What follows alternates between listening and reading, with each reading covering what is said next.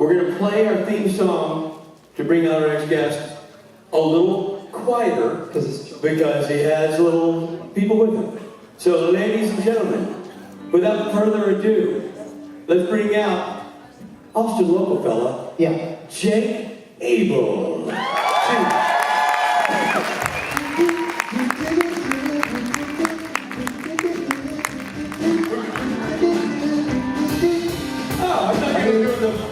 Are you playing quietly for my children? Yes. You thought I would bring my children on stage? We were children. Mom, what do you think I am?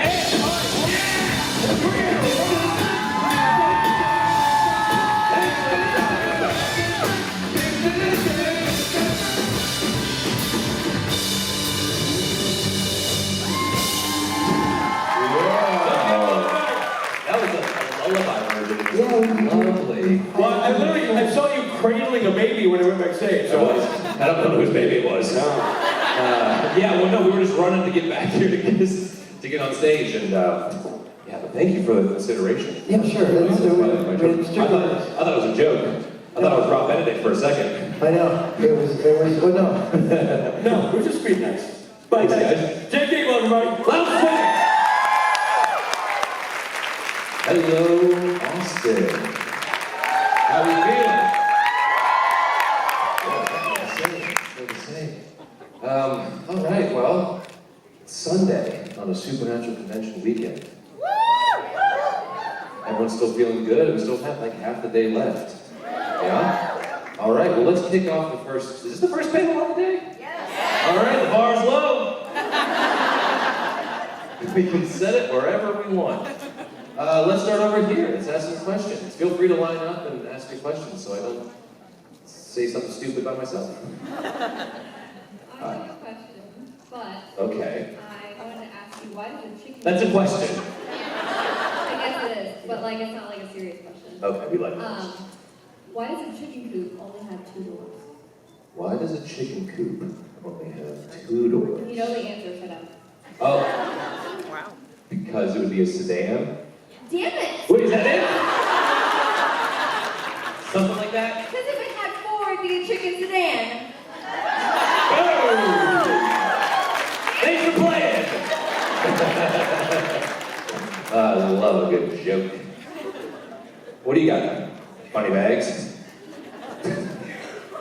What are you talking about? I don't know. Okay. It's first panel of the day, guys. We're just getting warmed up. This could not be more perfect, I need you to know. Since your beautiful family's here, Yes, they are. what is something you do that drives your wife crazy? Absolutely nothing. I'm a perfect partner in this life. And she has met a microphone, so she can't answer. What is something I do that annoys her? Cook too much, probably. I clean a little too often. I listen too well. It's my stage. I can say I write the narration however I want. I don't know. What do I do? What do I do, Al? What do I do that annoys you? Nothing. Works perfect. Is that a boring answer? I sneeze too much? My allergies are too loud? Yeah. Actually, how dare you be ill? Oh, I sneeze. Apparently, I'm like getting. I got the dad sneeze, and it's like I sneeze like 3 times. You hear it from the other room. Jesus! It like hurts her eardrums. There it is. I do sneeze too loud, and I've tried to stop sneezing too loud, and that has not been successful. Room to grow. Thank you. Thanks, Mama. All right. Back over here. Hiya. Hi. Okay, so you ready for this one? I don't know. What's the difference between a good joke and a bad joke timing?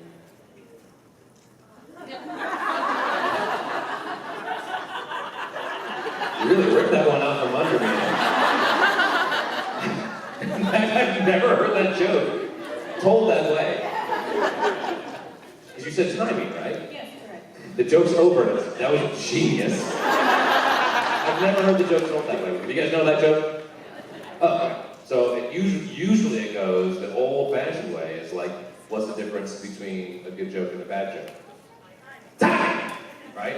Or you do super late. She just put it in the question. What's the difference between a good joke and a bad joke timing? Joke's over. Well done. That's how you play. That's how you play the game right there. Oh boy, what's up? No jokes. Either I embarrass you or you embarrass me, so no bit. It's a serious question. Okay. No, it's not. What are the odds? So at the online momentous Jake and Chill at shopstands.com/collections/momentous tickets on sale now, in class, you were talking about something that I relate to so much of thinking, in my opinion, good media is whenever the artist knows, whether it's in books, TV shows, movies, that they know from start to finish what the story is going to be. And I was wondering what recommendations do you have, whether it's a book, TV show, or movie, that embodies that? Like, what is, when you watch the ending and you're like, you know that they knew their shit from day one. My children are right there, so watch your language.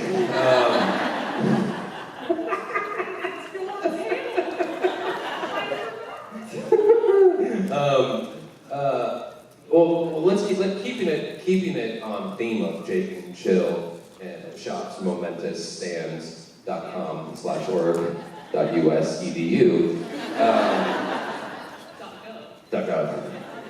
Is we talked about this a lot, obviously, Jake and Chill, this movie Talk to Me, which is a horror film that I just think it's an exceptional film.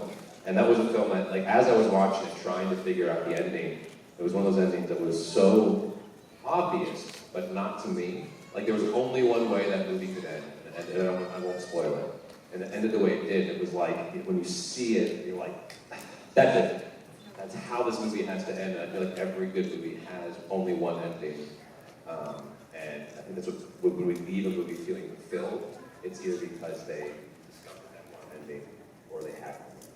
That's just one, like, genre film for me that just springs to mind, because when it happened, I was like, oh, that's so good.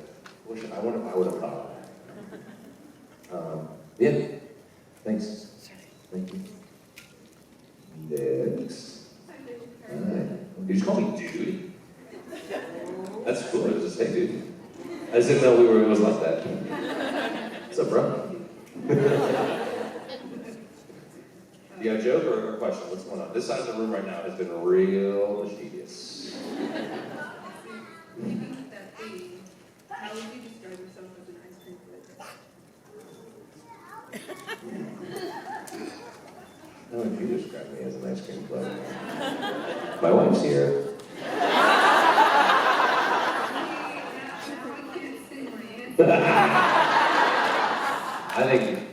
I think it would be raspberry Sid fabulous.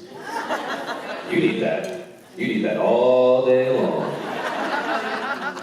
Or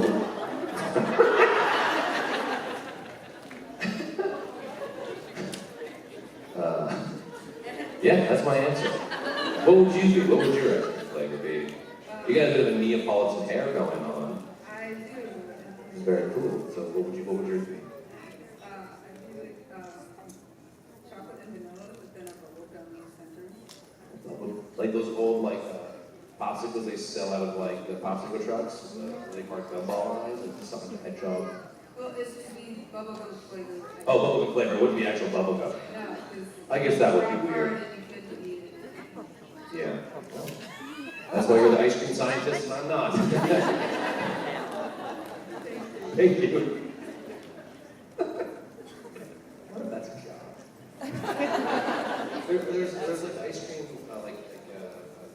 Bluebell has like the ice cream tasters that really, or white lab suits and stuff. That'd be a good job. I just wanted to say that I listened to Midnight Sun, and it was Good choice. so Good good. choice. Yeah. It was really good. Anyone know what that is? Yeah. That silence of like, yeah, I heard you Edward Cullen, so. Yeah, it was a lot better. Thank you. The original Twilight, I was like, can I think it is better? I'll tell Stephanie you said that. And I was wondering, if you had to record another audiobook, which audiobook would you want to narrate? A much shorter one. Stephanie Meyer writes very long books. That was 25 hours, over 25 hours. That final recording one, which means I was in the booth for a lot longer than that. I don't know. You know, audiobooks are hard. they're like, there's something that like I'll get fans will be like, oh, I'd love to do that. And I say, okay, like, put yourself in a room, turn on your recorder on your phone, and start reading. And if you mess up, go back. Keep reading. And do that for a whole book. It is like, you know, on film and TV, I don't just use my voice, I have my whole body as well. When you only have one thing, just your voice, and that has to tell the entire story emotionally as well as clearly, and you have to be like word perfect, it's exhausting. Totally different way. And you think it'd be like this easy gig, you're just sitting down in a room, an air-controlled room, whatever, and it's like, it's really challenging work. Sometimes they'll call me, I did another one called None Shall Sleep, and I played one character in that. That was much easier. But yeah, I don't know. I love, see, the thing is, I love John Steinbeck. So, but he writes very long books too. So if I were to sit down for that length of a period, again, I would love to read his words out for sure. Thank you. Hello. Hello. Let's see if we're going to stay on theme over here in this side of the room. If you have serious questions, line up over here. If you want to mess with me, this is your time. Well, do you want a question or do you want a joke? It's your time. You do what you want to do. Okay. Joke. What is Kane's favorite snack? What is Kane's favorite snack? It's gonna do murdering his brother, I think. It would be almonds. Not that I thought it was gonna be a lot of groans in the front row. Did you come up with that, or is that? I did. Oh, good job. Well done. You came up with your own joke. Round of applause. It's good, I joke. It's okay, Kane has already heard it. Okay, good. I thought it was going to be a Cain and Abel joke. I went biblical, made it all about me. Sorry. Very good joke. Hey, did you have a question, though? Oh, yeah, sure. You don't have to. I did do a dish class a few years ago. Okay. Have you found a good mac and cheese recipe? A good mac and cheese recipe. Any good mac and cheese recipe just takes like 3 different kinds of cheese and bacon. 3. You know what I mean? You got to 6. 6 kinds of cheese. 6 cheeses, I promise. That's a lot of different kinds of cheese. You got that ratio right. It's good though. Okay, I'll take your word for it. Thank you. All right. Let's get deep. That's very ominous. Since you're the number one hater. You're putting me on blast on stage like this? I mean, I serve, but okay. All right, what do you got? And you prefer In-N-Out burger. Yes, I do. I will look each one of you in the eye and say I do. Thank you. Do you like it? Once again, my children. Well, I see what you mean. I used to get the fries animal style, and it's, maybe you guys know, it's like, what, it's the cheese and like the special sauce, and it's all on top of the French fries. I think that would kill me. I'm 36 years old, my tummy can't handle that. So I used to, but not anymore. Also, the fries are perfect, so I don't need to cover them with anything. You know what I mean? That's a Whataburger thing to do.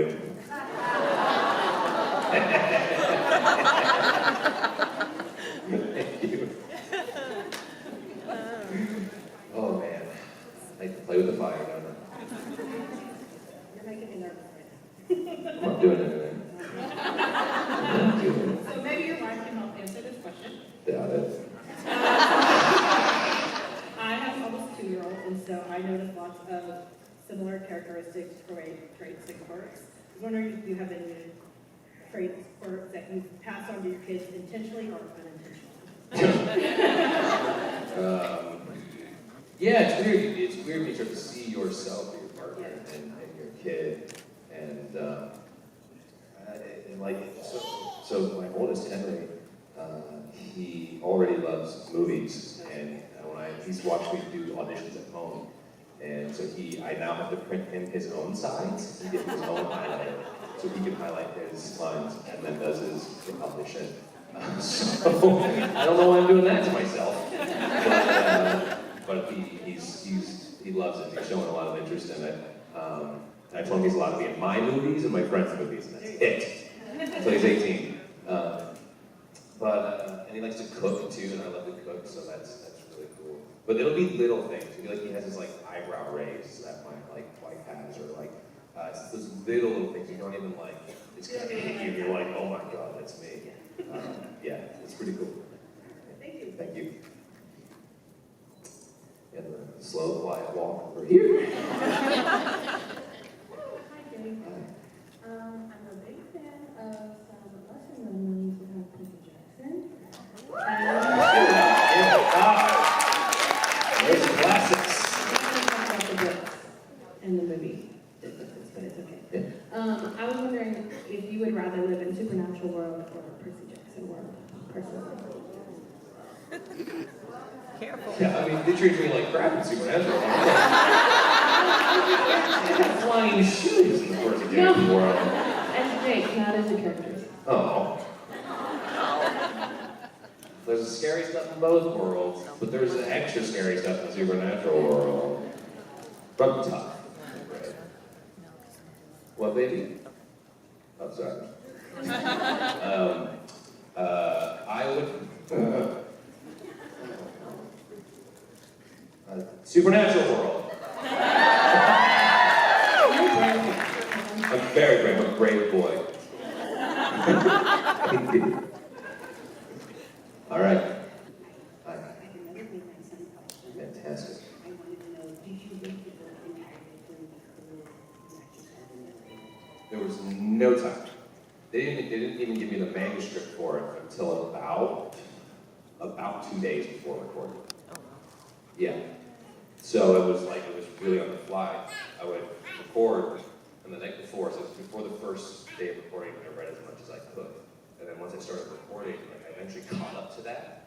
And so then I would come home, and kind of like how I do on a film or TV show, like you do your day's work, and then you go home and you look at tomorrow's day's work. Now, usually I've read the script, so I have some idea. This was totally cold. So I had on my iPad, and I would read, and there was a dialogue, because in Midnight Sun I read narration as well as every character. So I gave characters colors, and so as I would read, I would highlight lines in their colors. That way when you're reading on the fly, you can try to drop into that voice. Because again, if you mess up a word or whatever, you have to go back a sentence and start all over again. You want to mitigate that as much as possible. But like after a full day's work of staring at a screen, first of all, reading, by the time you get home, I had to do that. Like the eyes were just cracked out, so I would only get to read maybe 10, 15 pages at most before I just like couldn't take it anymore. So then I would go to the next day, and I would catch up to those 10 or 15 pages, and then it was just pure, blind, cold reading, like downhill, no brakes. But that was part of the challenge of this. It was a perfect job for COVID. You know, this is my little food. Well, thank you. Thank you. All right. Your turn. No. Yes. It's just a silly question. I'm a new mom, so every time. Congratulations. Every time my baby naps, I find myself like trying to like hurry up and do something or whatever, and I kind of love myself into video games, which I hadn't done in 50 plus years. I was just wondering. What's that like? I was going to ask if there's like anything that you have found yourself nerding out over when you have the time to do so. Yeah, it's a sprint. It's like a sprint. Right now we have like the 2-hour nap in the day if we're lucky, so that's a sprint. And then the 2 hours at night, which is just like usually on the couch, not moving. So I mean, and that's my time to like, honestly, it's my time to audition. Usually run nap time around 1 o'clock. I go down, if I have an audition, I do a self-tape and do that, or I try to write. That's the only time that I have. I don't have time to nerd out about any other things besides like life and work, which is like great for me right now. I feel really lucky to have that time. But like I played Red Dead Redemption for the first time in a couple of years, like a couple months ago. I squeezed like 30 minutes in, and I was just like, that was fun. All right, turn it off. Time to be a dad again. But like, one night I played Madden, and like I stayed up like 11, and was like, I can't be doing this because these guys are gonna wake up at 6:30 in the morning and not care that I was up late, so I did the right thing. But yeah, congratulations. Thank you. Hey, fellow pound counter. Do you remember? And the petition never passed. They never wanted to call it Pound Town. I know. It's a city outside of Austin. They try to name it Pound Town because the person who discovered it, settled it. I don't know. The last name was Pound. There you go. See, now I just took the air out of the tire. Yeah, I thought it was a pound. I have a joke for you. Okay, fantastic. Why is Orion's belt a lame constellation? A lame constellation. Because cool people don't wear belts. No, because it's a waste of space. Oh. It's not that good. It's a three-star joke. No. Give it up. Give it up. Give it up. I was working it. I love a good joke that's meant to play it flat, but has an extra punchline. I have one other one that can tell counts, but it's up to you. No, that's up to you because you want to leave them. Okay. Okay, it's a big risk. Let's see what you got. A horse walks into a bar and he orders a drink from the bartender, gets a beer, drinks it. Bartender says, "Hey man, you seem really depressed. Like, do you want another drink?" And the horse goes, "I think not." Now you think that this is a Renee Descartes joke about, I think therefore I am, poof, you disappear. That was a brainy joke. Thank you.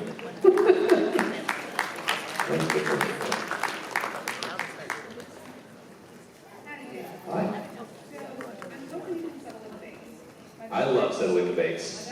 My favorite thing.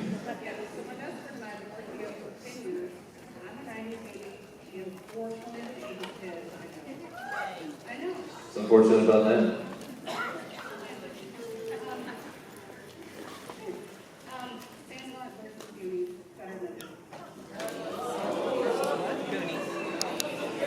I didn't know it was going to be that kind of debate.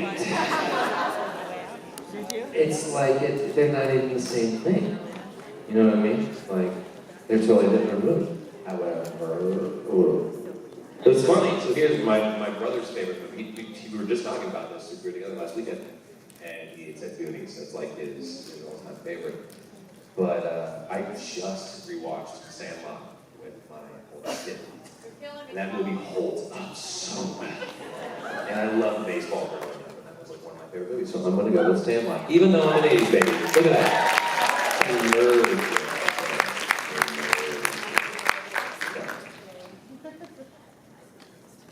Hey, mama. Looks like my friend Summer have a very serious question. Oh God. If you could choose one condiment to shoot out your belly button forever, what would you want?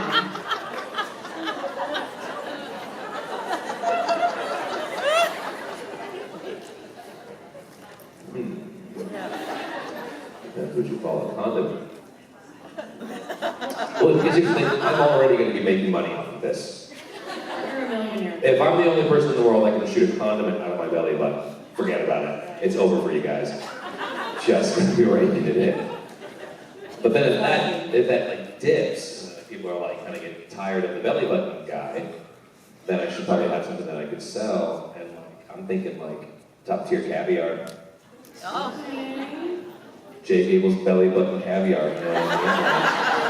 You ever see how much that stuff goes for an I ounce? think there's a market there. You know, yeah. I have to get it cleared through the USDA, I'm sure, make sure my belly button is clean and passing standards.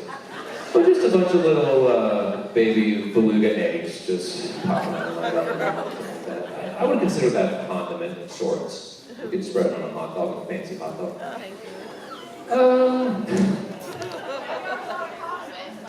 Is that not a compliment? Are we going to accept that as an answer?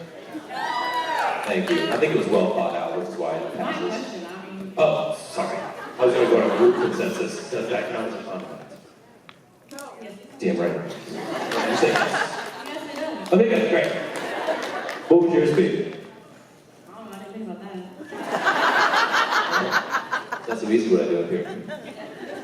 I was gonna say like ketchup. Like everyone eats ketchup, but here's the problem. If you're the ketchup belly button guy, you know it's like owning a truck. Suddenly you're gonna tell them, everybody move. I don't want to be that guy. I'm not gonna be squirting ketchup on people's hot dogs for a party trip. Unless times got tough, and then you know. I think I've run this out as much as I can. Thank you.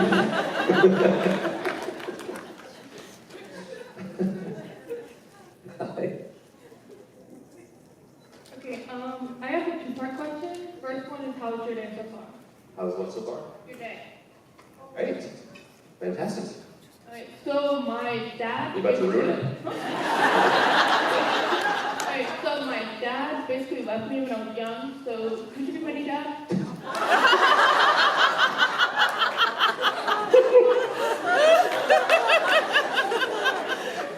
I don't know you, so I don't know, like if Keegan told me that, if you were here, you'd never hear the end of it. But I don't know you that well. I have a two-part answer. First of all, I'm very sorry. Number two, no, I would not be. I have my hands full, thank you. I don't need another mouth to feed. I'm not shooting condiments out of my belly button. I can help Abel? We'll talk. Thank you. Hi. So, first of all, I loved you in Grey's Anatomy. That's not what I was expecting. That's a deep cut. Is that the one where I had like my spine? Spine thing, yeah. Yeah, that was fun. Yeah. My friend wanted me to ask, are you going to make any more barbecue sauces? Apparently they're really good on eggs. Did I make a barbecue sauce? Again, Hot sauce. hot sauce. I was like, whoa, who was selling hot sauce, a barbecue sauce with my likeness? And where's my They're cup? clarifying it's steak sauce. Steak sauce. Oh. Yes. There's no plans at the moment. But you never know. It's good on eggs. No, I will not be saucing on you anytime soon, but you never know. It could have been a good option for the belly button, I guess. Thank you. Jake's belly button sauce. Why did you do that? Why did you do that? Does that include lunch? That's kind of a selfish question. Oh, yeah. Okay. So I'm in school for musical theater, and I was wondering if you have any tips on how you memorize lines quickly. Ooh, quickly? Yeah. That's up to the writing. For me, like everyone's different. It took me a long time to realize when I was struggling to memorize lines, like a dialogue. Georgie, this is my time. It took me learning to write, and write a lot, to know like what I could consider good writing and not so good writing. And I found out that when the writing's not so good, when that line doesn't prompt the next line, or doesn't prompt the next line, that makes it harder. If it's very good dialogue, and it makes sense, then it's easier to memorize. And then for me, it's just about just repetition. I have friends who are professionals who write every line down. Every line down. So, everyone's different. But for me, it's just repetition, and just kind of I also put a mechanical pencil between my teeth, and I say the dialogue without any inflection. So just like this, no inflection, just say the lines. Get your mouth to work around the pencil. And when you take it out, I find that I speak much more clearly. And then it also helps to get into your brain because you're saying it slow, you're not thinking about performance. So that's what I do. There you go. You're walking around backstage, pencil in your mouth. Some supernatural actor played a prank on her. No, it's really what I do. That's my wife. It's really what I do. Oh, that would have been a good thing to play a prank on you. Oh. That's it. So, keeping up with the saucy talk over here. Okay. At the last con, I had you sign your seasonings, and Keegan was really jealous that he didn't get any. Good. So, I was wondering if you had any extra seasonings or hot sauce that you could fit. For Keegan? Yes. Oh, his tears bring me joy. He's a sad boy. I love Keegan. He's pure at heart. What's he doing? Working out, probably. I miss him. Gosh, last year was so good. It was me, Keegan, and Mitch. They ended up putting us on stage. And I gotta tell you, like, I don't know if you guys enjoyed it, but we had the best time. And it was towards Nashville at the end of the year last year, where like, I turned to Keegan and Mitch, I said, guys, I think this is the end of a little era. Like, it felt like I was realizing that we were like, coming to an end. I just felt it. And then this year, and this has all changed with my group. I was like, this was really nice. I think we're coming to the end of it. And it was, I'm glad we got to share that moment, and share that year together. Because, like, being up on stage in front of guys by myself was super fun, but being up here with them, like, it was like the Three Stooges. Yeah, so I do miss Mitch and Keegan up here very, very much. They're still not getting any sauces or spices. So. I was just about to say, I love your solo paintings, but you guys are. Thank you. It was good. It was a good run. Thank you. Hi. Out of all of the movies or shows that you worked on, do you have a favorite one? Supernatural. Yeah, Supernatural. No, you're on it. Favorite one. You know, like, I've been lucky. Like, I really haven't had a bad experience on set. Yeah, some are like stand out more than others.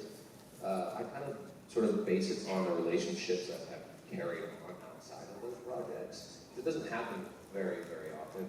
But Supernatural, these are, I mean, I'm still friends with that. Part of the reason I live in Austin is because of Jared.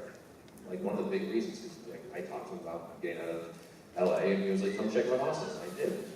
So, like, you know, and then I moved here, and then he asked me to be on Walker. So it's like these friendships that kind of have stuck around. And that's what makes it special for me. You know, Saoirse Ronan and I are still very close friends from the host. And so, like, that's kind of what I find. Like, those become my favorite projects because of the relationships that last after it, because they were made on those sets. So it really is those two, those friendships are strong. So, yeah. Thank you. Okay.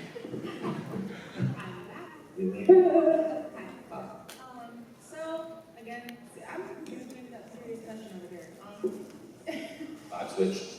If someone offered you $10 million, Yes, I'll take it. do you want to do the context? Nope. Inflation time, and interest rates start coming down. Okay, yeah. Was if someone offered you $10 million to carry around a frog in your pocket for the rest of your life, would you take it? And if $10 million is too low, what number would it have to be? To carry a frog in my pocket? You mean, here's the thing about becoming a millionaire, is like, you get to be eccentric. You get to be like, the millionaire with a frog in his pocket. I gotta like figure it out. What are the rules? Do I have to keep the frog alive? Like, Yeah. I mean, I guess I could buy some really nice pockets. For that. I could buy a lot of frogs. I only need one though. Yeah, I could buy a lot of frogs and that one dies. So is $10 million enough? Like, would you accept the $10 million offer? Well, if it's negotiable. Here's the thing. You're telling me it's negotiable. You're telling me that you have more than $10 million. So therefore, I will take more than $10 million. This is about negotiation. I'll take $25 million. Tax-free. I think I can get by on that. You're going to have to pay taxes, though, I'm sorry. All right. And $100 million. I'll get a bunch of it away to frog sanctuaries all over the world. And to people who can't afford pots. I'll be a saint when I die. Thanks.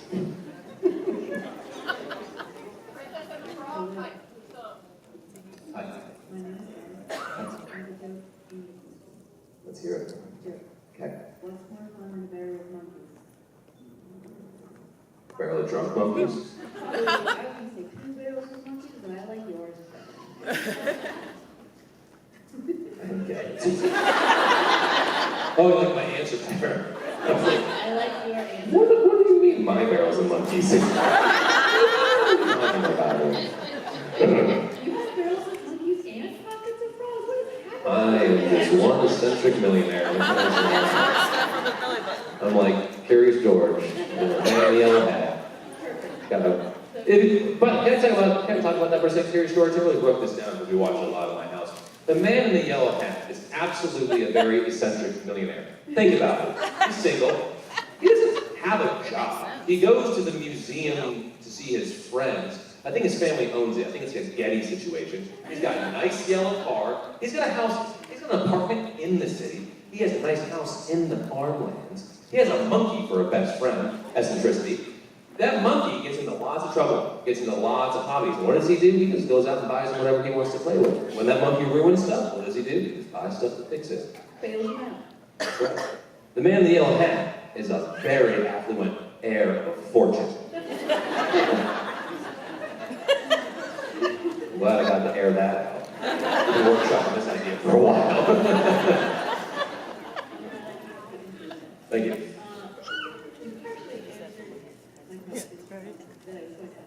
How did you get the part on Walker? Kind of like Jared asked you. Nepotism. Or that would be, we're not related, technically, so that is called... Being homies. Yeah. Being homies. Yeah, it's a legal term. Yeah, I was in Home Depot, and he texted me, hey, you guys texted? I was like, yeah. They called me, and then it was just like, so they're just parking up on a Walker. I wanted to just run it by you before, like, I went to the network and pitched you. And I was like, well, I mean, I don't need to hear it, but sure. And he kind of laid out, like, you know, this is the things, you know, what we're thinking, and, like, you know, what it would be for this season. I was like, absolutely. And I drive to work every day. And their set was notorious for wrapping, like, ending their days at normal times. Because you make a TV show or a film, you're working 12, 14 hours a day. And their thing was like, we work 10 hours. Like, everyone's home for dinner with their families. Like, that does not happen. So it was a no-brainer. And they went to the studio and said I was interested, and they offered it, and I was working. So, what a gift, what a treat. Did you know the story of your character, like through the whole season? Like kind of how that was? I knew a turn was coming, but they were still kind of working it out in real time. And like Anna Friedley, the showrunner, we kept saying that these phone calls because she was like, I want to tell you about your character. And she kept getting bogged down with the writing process and trying to figure out where my character went. So finally I told her, I said, Anna, I was like, I don't need to know when or why or how he turns. Because right now he's a good guy, and that's all that matters. So I'll just play that. And they just feel a sigh of relief from her. She was like, okay, thank God, we'll never talk again. But I just feel it's not important until it's important. And so that's all I needed to know was that he was there to be a good guy. That's what he did. It was really good. Thank you. Thank you. Thanks. Hi there. Hi. On the same subject, kind of, with Walker and your relationship with Jared. We kind of, everybody knows he's a puppy dog in uniform. So what is that like working as, I mean, he was in a more professional situation there, I would assume. I'd love to hear your take on what was going on set with you guys. Like how specifically? Well, what do you mean? Well, I mean, he was kind of the guy in charge there. But Yeah. we know him to be a big goofball. So how was that? You know him personally as a friend and your work and whatever. What was... You are right, and that like on Supernatural, he was just an actor, like a lot more wiggle room for him just to do whatever the heck he wanted. Play pranks, do stuff like that. But you're right, because he was a producer on the show, he actually carried a lot on his shoulders, a lot of stress, and he felt like, you know, everyone's job relied on him. And that's who he is. He takes all that on. Was your relationship different with him more on set? No. His natural... Not at all. He's professional, and when he shows up as set, he shows up as an actor. He never shows up as a producer. Maybe on his trailer as a producer, pulling his hair out, freaking out. But when he comes in the set, that he's just an actor, and the director is his director, unless it's like Rich or something. No, the director's the director, and it was like, but there was definitely a sense of like, he still played pranks and little jokes, but there was a bit of like, we also had to make sure the wheels didn't fall off. But yeah, he's a great boss. He's a great friend, so it was a joy to work with him. great because that show had a great reputation for having, obviously a great cast, but just The a crew, wonderful, warm cast towards each other and their family. it's like, it was known in Austin as the Disneyland set. It's like, if you could get a job on that show, like, that was the show that you wanted to get. Because everyone, like I said, everyone was so pleasant, and you were home by dinner. And that just does not happen. And that was built into the structure.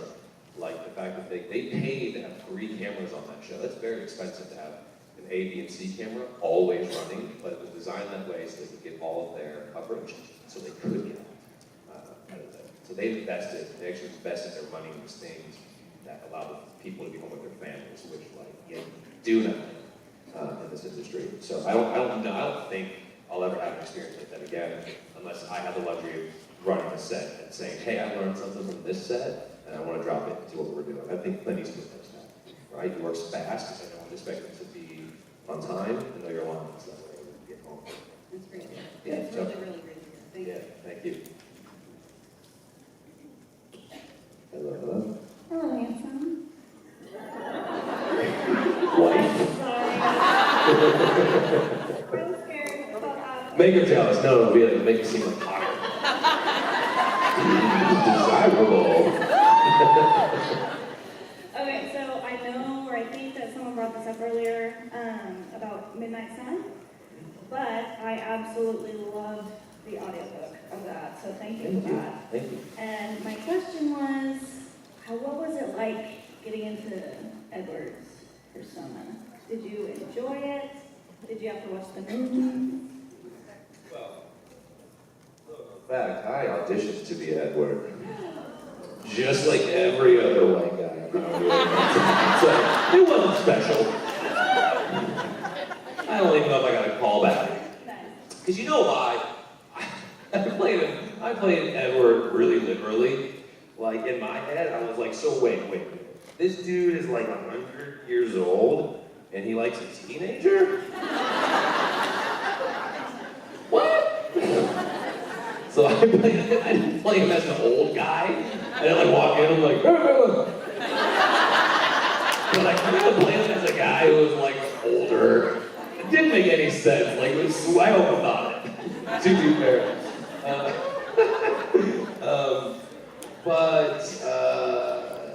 You know, it was like, he wasn't the voice I was concerned about.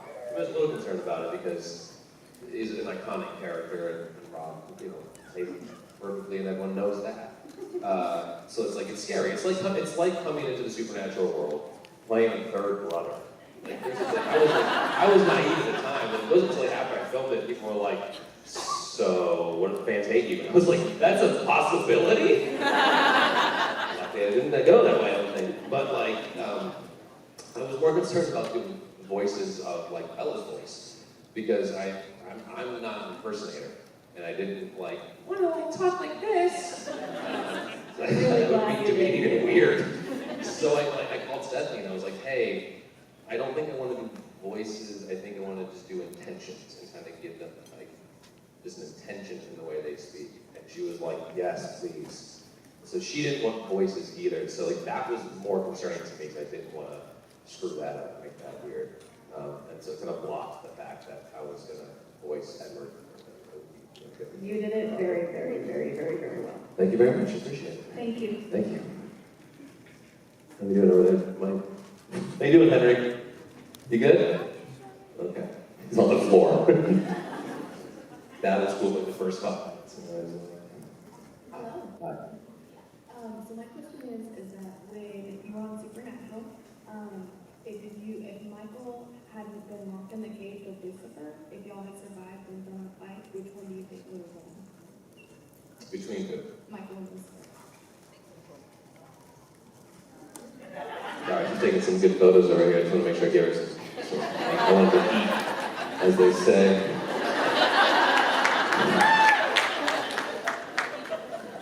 I was trying to serve the C word. Right, who would win, Michael or Lucifer? Michael would win! Yeah, he would. Thank you.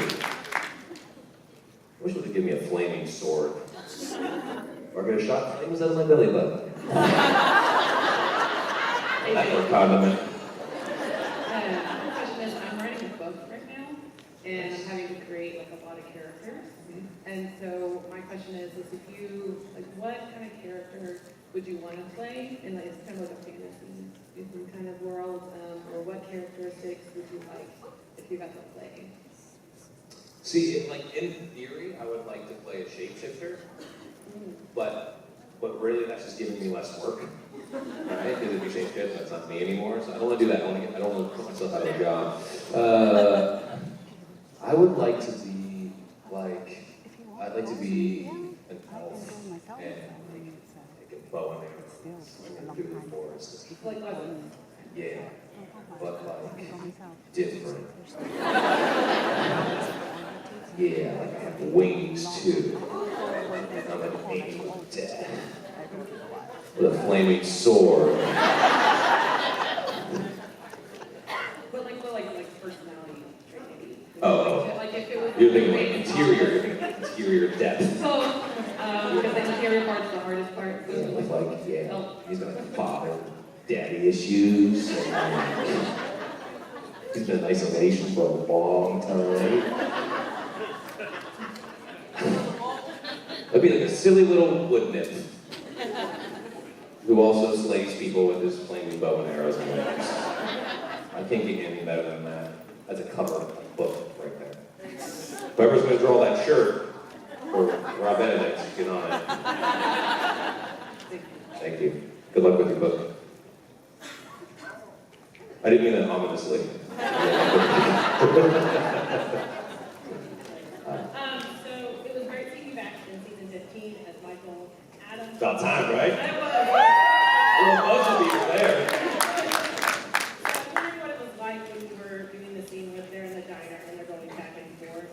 How you were making sure you're differentiating between Michael and. So that effect is one of my favorite in-camera effects. I've been doing that by myself since I was a teenager. In like my bedroom, I learned how to do that with very like basic editing software. And you walk up the camera and all that. So I was excited to do it professionally. And Richard Speight wrote that episode was that. And as I was reading the script, I was just kind of coming up almost kind of like with the Midnight Sun thing. Like instead of doing voices or whatever, this big physicalities, I wanted to do something subtle. It came from a point of view, a life point of view, or attention. And so I called Rich about a week before filming it, and I said, hey, I have an idea. I have this subtle shift between the two guys. Can we see what that looks like? And if it's working, can we ask them not to put like any flames in my eyes when we switch or anything like that? Can we just try the performance? And so it was like, love it, let's try it. And then I think we tried it, and it felt like it was working, so we went with it. So what was interesting was they have an actor who looks like Bizarro World Jake, like my maybe brother Jake is in the scene with me, and so he's sitting on one side, I sit on the other. And I would kind of run through it both ways, and he would try to pay attention to kind of what I was thinking at that time, and he would sort of mimic a bit of that performance. It's always in the back of his head, but for me, it was like I was like, I don't know what I'm gonna do. This is general essence. He did a great job. He picked it up, and then we would just switch and do it the other way. So having a partner that was there to help me, just to help me, really, was invaluable. So that's kind of this is how we did it. Trying to do something very subtle that I felt like sets it apart. Well, you killed it, so great job. Thank you. Thanks. I have a super serious question. Okay. Is the ocean a soup? Sorry, what? Is the ocean a soup? Meat, vegetables, it's seasoned? It's seasoned. Gotta put a little too much salt in the soup. You know what I I mean? didn't say it was a good soup. Anything's a soup at the end of an imagination. Or can melt it down. Great answer. What about you? Do you think the ocean's a soup? Sure, man. If you want it to be. Hey, I have a story I want to tell with you on stage. No, it's a good one. Is it a roast? Do I sit down? No. Okay. Jake's family is here, and his two adorable children, and his oldest son is 3 years old, and he said to Jake, he's like, Daddy's gonna be on stage, you want to see me on stage? And he's like, yeah, is there a band? And he's like, there is a band, there is an actual band. He's like, is the band backstage? Yeah, the band will be backstage, they're actually friends of mine. He's like, and they give the band coins. He's like, oh, you don't have to give the band coins. Somewhere along the way, he saw that you put coins like in he was ready. He was ready to walk up to an open guitar case and be like, "Here you go. Yeah. I hope you can eat tonight." Jake was like, "Oh, someone else pays them," and they was like, "Oh, someone else gives them coins." Yeah. And Jake goes, "Whoa, wait, let's not get some coins. I'll take coins. Did he say it singular? Like, did you give the band a coin? I give him coins. He's gonna coins. He's gonna find some coins. He's gonna get. Well, it's funny when you said that. I say it sounded almost like a Game of Thrones thing. Does he get the coin? But yeah, when he said it, it was funny when he said like, "I give them coin." Give him coin. Yeah. Yeah. It was really funny. So We decided that it's a great idea when they keep an open guitar case backstage, just for the actors. Yeah. Tips to the band. I feel like it's a good idea. Yeah, Jensen big and deep. New pants. You're gonna have either like you or Billy or somebody standing by the case going like, "How'd you like that intro song?" Yeah. Pretty good, right? Want to hear the second verse? Be ashamed if that became Sailing by Christopher Cross. You're real ashamed. Ladies and gentlemen, that right there, that gentleman, that's Jake Gaynor.